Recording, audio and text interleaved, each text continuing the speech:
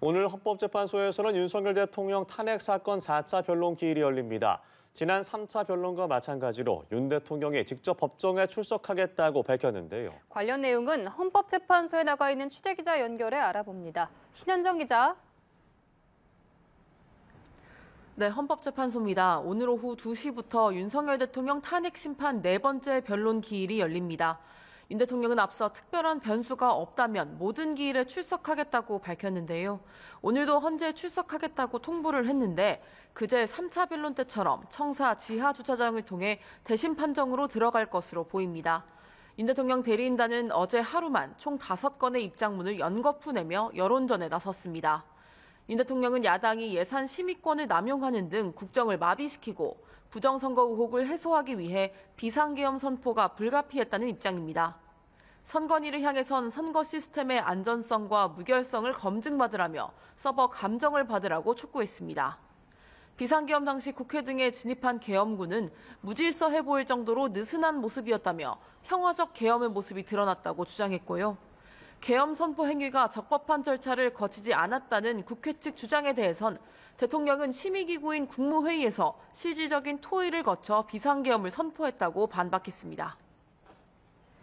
오늘부터 증인신문이 본격적으로 시작되는데 관련 내용도 짚어주시죠. 네, 오늘부터 이번 재판에서 채택된 증인들에 대한 신문이 이뤄집니다. 가장 처음으로 증언대에 서게 되는 건 김용현 전 국방장관입니다. 구속된 이후 공개석상의 모습을 드러내는 건 이번이 처음인데요. 김 전 장관에 대해선 정치 활동을 금지한 포고령 1호 작성 배경 등을 중점적으로 물을 것으로 보입니다. 앞서 윤 대통령 측은 김 전 장관이 군사정권 시절 계엄 예문을 베껴 포고령을 작성했고 이를 윤 대통령이 수정했다고 주장했습니다.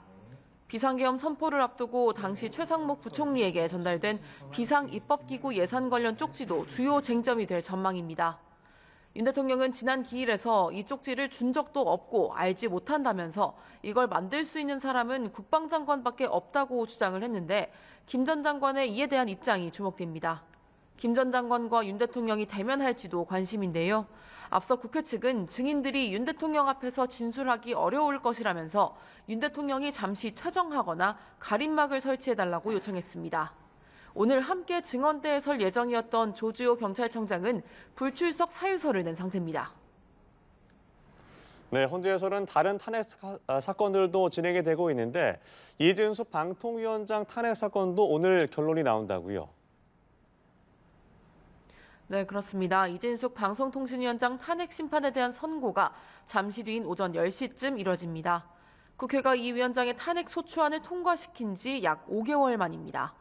앞서 국회는 이 위원장의 방통위를 2인 체제로 공영방송 이사 선임안을 의결한 것을 문제 삼아 탄핵 소추안을 통과시켰습니다. 지난 3차례 변론 과정에서도 이와 관련한 공방이 이어졌는데요. 헌재의 결정이 주목되는 가운데 만약 헌재가 탄핵안을 인용하면 이 위원장은 즉시 파면됩니다.